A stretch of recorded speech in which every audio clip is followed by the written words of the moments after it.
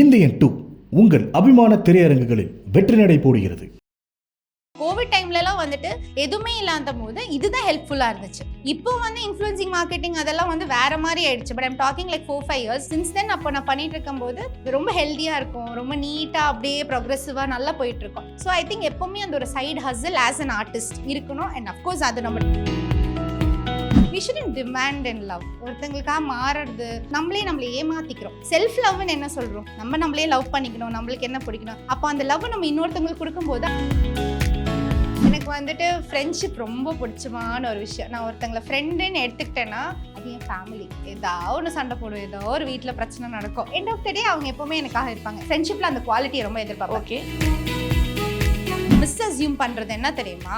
நீ என்னடா எப்போ பார்த்தாலும் பிஸியாக இருக்கும். உலகத்தில் யாரும் பிஸி எல்லாம் கிடையவே கிடையாது. எல்லாரும் அவங்கவுங்க நினச்சிக்கிறாங்க. பிஸி யாருமே கிடையாது. கால் பண்ணுங்க. சப்போஸ் அவங்க இருக்கலாம், எல்லாருக்கும் அவங்க வேலை இருக்கும், திருப்பி கால் பண்ணுவாங்க. கால் பேக் பண்ணலையா தேவையே இல்லைன்னு விட்டுருங்க. ஏன்னா அவங்க வேற ஏதோ விஷயத்தில் கோ த்ரூ பண்ணிட்டு இருப்பாங்க. என் 3rd ஸ்டாண்டர்ட்லேருந்து எனக்கு ஃப்ரெண்ட் இருக்கான். நாங்கள் 2 பேரும் பேசிக்கவே மாட்டோம். என்ன அப்டேட்ஸ் எதுவுமே தெரியாது. எங்காச்சும் ஒரு நாள் நாங்கள் கால் பண்ணுவோம். அந்த ஒரு 1 hour 2 hourல மொத்த விஷயமும் நாங்கள் பேசிப்போம். That bond still. நிறைய சீசன்ஸ் வருது. சிங்கிங் ஆனாலும் டான்சிங் இருந்தாலும் எனக்கு மறந்துருச்சு. ஃபேஸ் ரெகக்னைஸ் ஆக மாட்டேங்குது, ரெஜிஸ்டர் ஆக மாட்டேங்குது. 7 years முன்னாடி நீ இந்த ஷோல இந்த கால் உனக்கு உடஞ்சதுன்னு வந்து என்கிட்ட கேட்குறாங்க இல்லைங்களா? அப்போ எனக்கு ஓகே. நம்ம GUVI, இந்தியாவின் தலை சிறந்த vernacular edtech brand, skilling everyone everywhere. Vitamin C மற்றும் ஆன்டிஆக்சிடென்ட்ஸ் நிறைந்த சாரல் ஹனி ஆம்லா. ஆரோக்கியம் நேச்சுரலா. அஸ் ஆர்டிஸ்ட் அப்படின்னு பார்க்கும்போது நம்மளுக்கு வந்து இப்போ நானுமே என்ன சேர்த்துப்பேன், நமக்கு நிரந்தரமா அந்த மாதம் 1ஆம் தேதி ஆனோடனே வந்து ஒரு சேலரி வரும் அப்படிங்கிற ஒரு விஷயம் கிடையாது. அது எப்போ வருதோ அப்போதான் நம்மளுக்கு ஒரு சேலரி அப்படிங்கிறது. ஸோ அதை நீங்கள் எப்படி மெயின்டைன் பண்ணுறீங்க? அம்மா அப்பா எப்படி பார்த்துக்கிறீங்க? By God's grace. அதாவது இப்போதான் நான் வந்து இண்டிபெண்ட்டாக இருக்க ஆரம்பிச்சிருக்கேன். நான் எப்போவுமே நான் ரொம்ப டிபெண்ட்டான ஒரு பர்சனாக இருந்திருக்கேன். சின்ன வயசுலேருந்தே அப்பா அம்மா என்ன ஆசைப்பட்ட இப்படி எனக்கு வாங்கி கொடுத்துருவாங்க. நார்மல் வீட்டு பொண்ணு தான், பெருசாக இதெல்லாம் இல்லை. ஜஸ்ட் ஃப்ரம் த ஸ்க்ராட்ச் தான் எல்லாருமே ஆரம்பித்தோம். பட் நான் ஆசைப்பட்டது என்றைக்குமே என்னை வந்து நோன்னு சொன்னதே கிடையாது. எவ்வளோ ட்ரெஸ் காஸ்ட்லியாக இருந்தாலும் எனக்கு வாங்கி கொடுத்துருவாங்க. ஸோ அது வந்து எனக்கு வந்து என்ன சொல்கிறது, 4 பேர் என்ன அவ்வளோ அழகாக பார்த்துக்கிட்டாங்க, இன்க்ளூடிங் என் மாமாஸ், எங்கள் அக்காவோட ஹஸ்பண்ட்ஸ் கூடயும் என்ன ஃபஸ்ட்டு பொண்ணுன்னு தான் பார்ப்பாங்க எனக்கு. ஸோ எனக்கு ஃபேமிலி சப்போர்ட் பயங்கரம். ஸோ என்ன யாரும் என் மேலே யாரும் டிபெண்டன்சி கிடையாது. இட்ஸ் ஆல் அபவுட் நான் தான் எப்போவுமே டிபெண்ட்டாக இருந்திருக்கேன். பட் இப்போ ஒரு couple of yearsக்கு அப்புறம் I took a decision that no, இப்படியே நான் இருந்தால் சரியாகாது. I should know the value of what is life and இது எல்லாமே வந்து. ஸோ நான் அப்ராடில் படித்த டைம்லேருந்தே அந்த ஒரு இண்டிபெண்டன்சி நான் வந்து ஃபினான்ஷியலாக கொஞ்சம் பார்க்க ஆரம்பிச்சேன். அப்பாவை ரொம்ப டிபெண்ட் பண்ணல. ஸோ இப்போ வரைக்குமே அதனால ரொம்ப ஸ்ட்ராங்காக எதாக இருந்தாலும் நான் தான் பார்த்துக்கணும். அஃப்கோர்ஸ் இந்த இன்கம் ஸ்டெபிலிட்டி வந்து சம்டைம்ஸ் ரொம்ப ஹிட் ஆகும். இப்போ கூட என் காரெல்லாம் எனக்கு வந்துட்டு சர்வீஸ் பண்ணுற டைம் திடீர்னு ஏதோ செலவு வந்துடும். லைக் ஐயோ பகவானே, நம்ம ஏதோ ஒரு கணக்கு புடிச்சா அது ஒரு கணக்கு தனியா போகுது அந்த பக்கம். ஓகே வந்துருச்சா இன்கம்னா டங்குன்னு இப்படியே போயிடும், வாடா போடா அப்படிதான் இருக்கு. இப்பதான் அக்கௌண்ட்ல போட்டாங்க, அதுக்குள்ள அவனும் ட்ரான்ஸ்ஃபர் பண்ணிட்டேன். ஸோ அப்பதான் வந்து ஐம் லைக் ஐ திங்க் இந்த இன்ஃப்ளூயன்சிங் மார்க்கெட்டிங், இந்த ப்ரொமோஷன்ஸ் எல்லாம் பண்ணும்போது இந்த side hustle as an artist நம்ம ஆஸ் அ சைட் ஹசில் கண்டிப்பாக ஏதோ ஒன்று வச்சுக்கணும். கண்டிப்பாக எஸ். ஏன்னா அது ரொம்ப யூஸ்ஃபுல்லாக இருக்குது. ஏன்னா கோவிட் டைம்லலாம் வந்துட்டு எதுவுமே இல்லாத போது இதுதான் ஹெல்ப்ஃபுல்லாக இருந்துச்சு. இப்போ வந்து இன்ஃப்ளூயன்சிங் மார்க்கெட்டிங் அதெல்லாம் வந்து வேற மாதிரி ஆயிடுச்சு. But I'm talking like 4-5 years since தென். அப்போ நான் பண்ணிட்டு இருக்கும்போது ரொம்ப ஹெல்த்தியாக இருக்கும், ரொம்ப நீட்டாக அப்படியே ப்ரோக்ரெசிவாக நல்லா போயிட்டு இருக்கோம். ஸோ ஐ திங்க் எப்போவுமே அந்த ஒரு side hustle as an artist இருக்கணும். அண்ட் அஃப்கோர்ஸ் அதை நம்ம டெவலப் பண்ணி வேற லெவல் கொண்டு வரும்போது அந்த இன்கம்ங்கிறப்போ நம்மளுக்கு அது ஆட்டோமேட்டிக்காக வரும். ஸோ ஐ திங்க் நம்ம ப்ரிப்பேர்டாக இருந்துக்கணும். எப்பவுமே ஒரு எக்ஸ்ட்ரா கொஞ்சம் காசு வந்து சேவ் பண்ணி வச்சுக்கோங்க. வரதுக்கு முன்னாடி செலவு பண்ணிட்டோம்னா அவ்வளவுதான், அம்பேல் காலி. அது வரதே அபூர்வம்.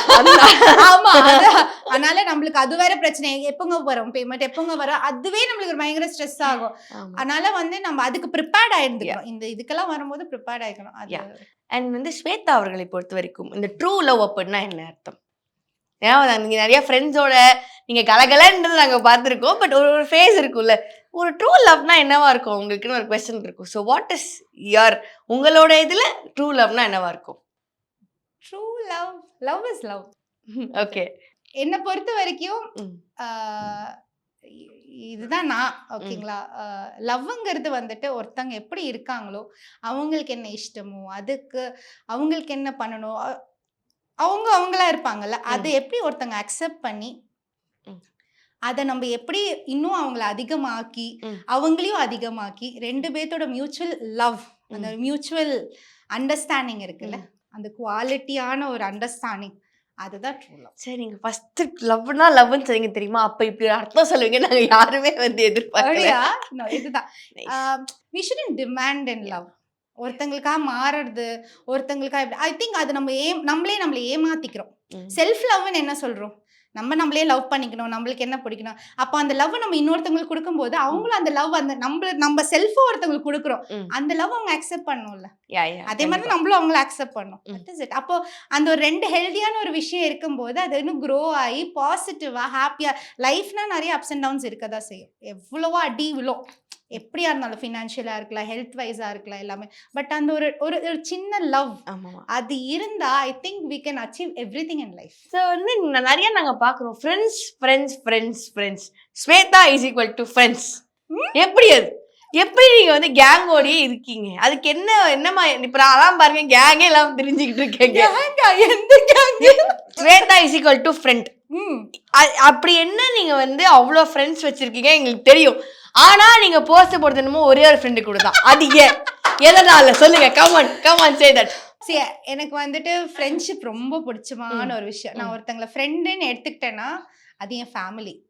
இப்போ நான் அம்மா அப்பா கிட்ட டெய்லி சண்டை போடுவேன், ஏதாவது ஒன்று சண்டை போடுவேன், ஏதோ ஒரு வீட்டில் பிரச்சனை நடக்கும். ஆனா வந்து எண்ட் ஆஃப் த டே அவங்க எப்பவுமே எனக்காக இருப்பாங்க. நானும் அதுதான் ஃப்ரெண்ட்ஷிப்ல அந்த குவாலிட்டியை ரொம்ப எதிர்பார்ப்பேன். நானும் அப்படிதான்.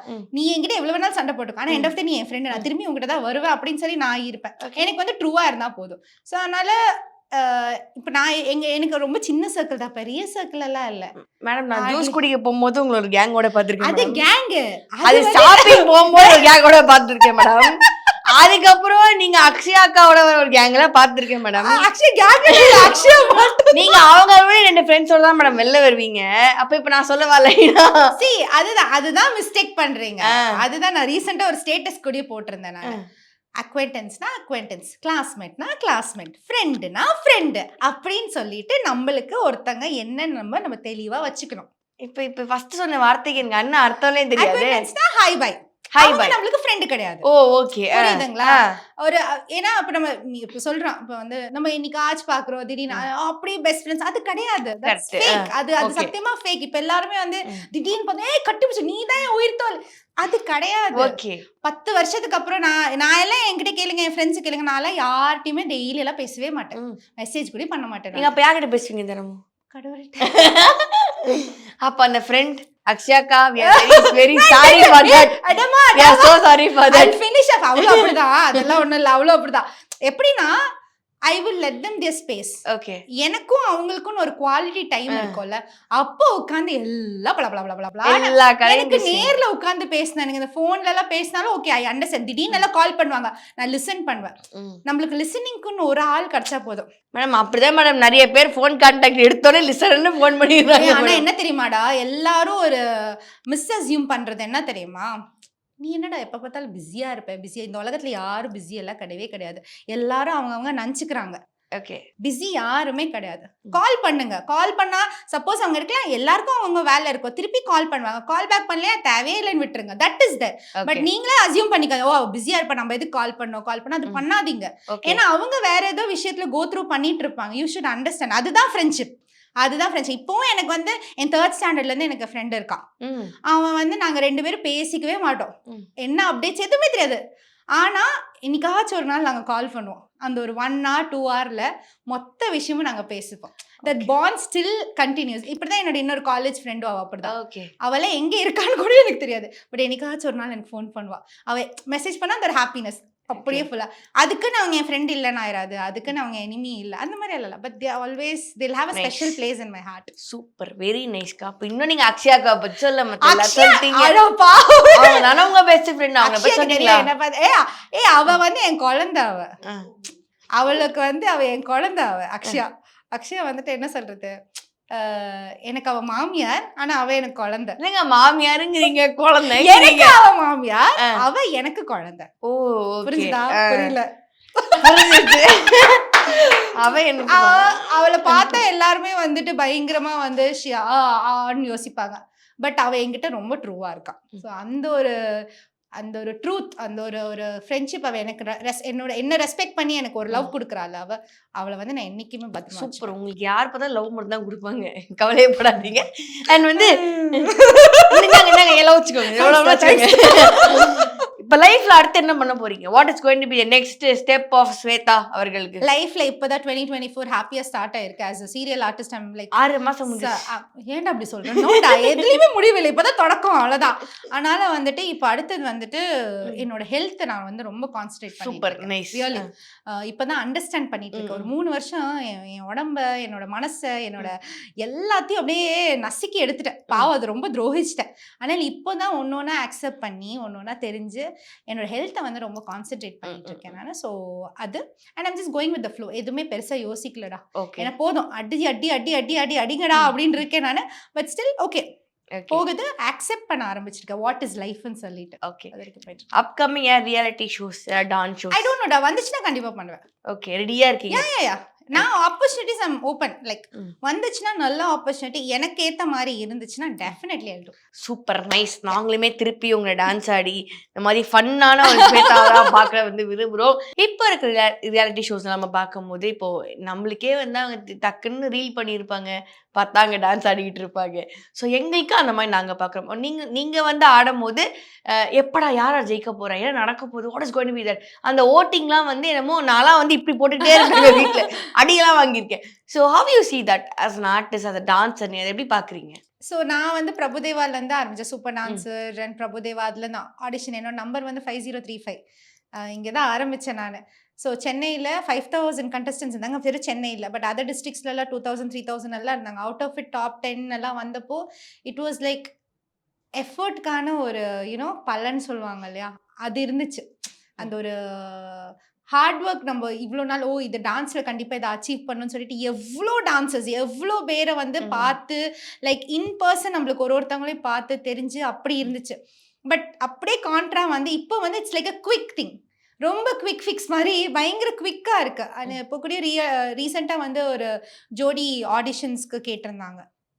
அவங்களுக்கு வந்துட்டு லைக் எப்படின்னா எல்லாமே ஒரு சோஷியல் மீடியாவை பேஸ் பண்ணி தான் பார்க்குறாங்க. ஒரு 30 செகண்ட் ரீல் ஆடுறதுக்கும் எஃபோர்ட் நிறையா இருக்குது. பட் அதே 30 செகண்ட் வந்து 3 மினிட்ஸ் ஆடுறதுக்கும் ஒரு ரீல் இருக்குது.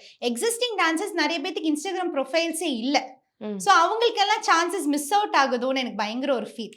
நிறைய டான்சர்ஸ், ஏகப்பட்ட டான்சர்ஸ் அவங்க டான்ஸ் ஸ்கூல் வச்சுருக்காங்க, டான்ஸ் ஈவெண்ட்ஸ் பண்ணுறாங்க, டான்ஸ்ன்னு ஒரு பர்டிகுலர் ஸ்டைல் இப்போ ஹிப்ஹாப் எடுத்தாங்கன்னா அதுலேயே இன்னுமே ஒரு 10-12 இயர்ஸில் பயங்கர எஸ்டாப்ளிஷ்டாக இருக்கிறாங்க. பட் ஆனால் அதுக்கான ஒரு ரீச் வந்துட்டு இன்ஸ்டாகிராம்லேயும் சரி அது சரியாக ப்ராப்பராக வந்து அக்செப்ட் பண்ண மாட்டேங்கிறாங்க. திடீர்னு வந்துட்டு ஓகே ரேண்டமாக ஒரு வீடியோஸ் போட்டு ரீல்ஸ் பண்ணிட்டு அவங்க ப்ராப்பராக வந்து டான்ஸ் கற்றுருப்பாங்களான்னு கூட தெரியாது. பட் அது வந்து வைரல் ஆனோடனே இவங்களோட ஒரிஜினாலிட்டி போய் அவங்களோட ஹிட் ஆனோடனே மனசு ரொம்ப கஷ்டமாகுது. அப்போது எஃபர்ட்கான ஒரு பலன் கிடைக்க மாட்டேங்குது. அப்போ இன்னுமே வந்துட்டு சேனல் அந்த பழைய ப்ராசஸ் மாதிரி பண்ணா இட் வில் பி அமேசிங், இன்னும் அமேசிங்கா இருக்கும். And people will definitely love it. இது என்னன்னா யார் எப்போ செலக்ட் ஆறானே தெரியாது. இன்ஃபேக்ட் எனக்கே தெரிய மாட்டேங்குது. இப்போ நிறைய சீசன்ஸ் வருது, சிங்கிங் ஆனாலும் டான்சிங்கா இருந்தாலும் எனக்கு மறந்துருச்சு. ஃபேஸ் ரெக்கக்னைஸ் ஆக மாட்டேங்குது, ரெஜிஸ்டர் ஆக மாட்டேங்குது. பட் இது முன்னாடி ஒரு 7 இயர்ஸ் முன்னாடி நீ இந்த ஷோவில் இந்த கால் உனக்கு உடஞ்சதுன்னு வந்து என்கிட்ட கேட்குறாங்க இல்லைங்களா, அப்போ எனக்கு ஓகே நம்ம பண்ண விஷயம் எங்கேயோ வந்து எல்லாருக்கும் ரெஜிஸ்டர் ஆயிருக்கு. அந்த ஒரு பியூரிட்டி, அந்த ஒரு ஃபார்மேட் திருப்பி வந்துச்சுன்னா இட் வில் பி பியூட்டிஃபுல். யா கண்டிப்பா. நானும் ஜெயா டிவில ஒரு ஷோக்கெல்லாம் காலையில போய் மம்மியோட கையை பிடிச்சி நின்னேன். நைட் 8 மணிக்கு போய் தான் ஃபர்ஸ்ட் ஆடிஷன் எனக்கு நடந்தது. அந்த அளவுக்கு இருந்தது. ஸோ அது நம்மளுக்குமே சொல்லும் போது நாஸ்டாலஜிக்கா இருக்கும்போது அப்பா அவ்வளோ கஷ்டப்பட்டதுக்கு இன்னைக்கு நம்ம உட்கார்ந்துருக்கோம் அப்படின்னு நம்மளுக்கு வந்து ஒரு ஹாப்பினஸ் கிடைக்குது. ஸோ இன்ஃபேக்ட் ரீல்ஸ் பண்றவங்களும் நான் ஈஸி நல்லா சொல்லலாம். நிறைய பேர் ஆக்டிங்காக இப்போ நிறைய பேர் ஹீரோயின்ஸ் வந்துட்டு ப்ராப்பராக வந்து ஆக்டிங் ரீல்ஸே போட்டு தான் நிறைய பேர் வந்திருக்காங்க. அது ஆக்டிங்கான. ஸோ அது வந்து சேனலாக இருந்தாலும் சரி யாரா இருந்தாலுமே ப்ராப்பரா இன்னும் நிறைய பேர் இருக்காங்க. அன்னோன் முன்னாடி மாதிரி வந்து அப்படியே அந்த கேமராலாம் எடுத்து ஃபுல்லா போவாங்க, எவ்வளவு பேர் இருக்காங்க. அந்த மாதிரி இன்னும் நிறைய சூஸ் பண்ணணும்னு எனக்கு ஆசை. நைஸ். இன்னுமே ரா டேலண்ட்ஸ் நிறைய இருக்காங்க. Nice, super. நீங்க வந்து டான்ஸ் ஸ்கூல் திறக்கணும் இப்படிலாம் நீங்க ஆசைப்படலையா? என்ன ஆசை, பயங்கர ஆசை. அதுதான் என்னோட ஆசை வந்துட்டு எல்லாமே வந்து கொஞ்சம் நடுவுல பயங்கர ஒரு இதானனால பண்ணுவேன். ஓகே, சீக்கிரமா நீங்க டான்ஸ் ஸ்கூல் ஆரம்பிங்க. நான் தான் ஃபர்ஸ்ட் ஸ்டூடண்ட், அப்புறம் தான் அடுத்த ஸ்டூடண்ட்லாம். ஓகேவா? பக்கா. Ton. Thank you. Thank you so much. Indian 2 உங்கள் அபிமான திரையரங்குகளில் வெற்றி நடை போடுகிறது. குவி இந்தியாவின் தலை சிறந்த vernacular edtech brand, skilling everyone everywhere. Vitamin C மற்றும் ஆன்டி ஆக்சிடென்ட்ஸ் நிறைந்த சாரல் ஹனி ஆம்லா, ஆரோக்கியம் நேச்சுரலா.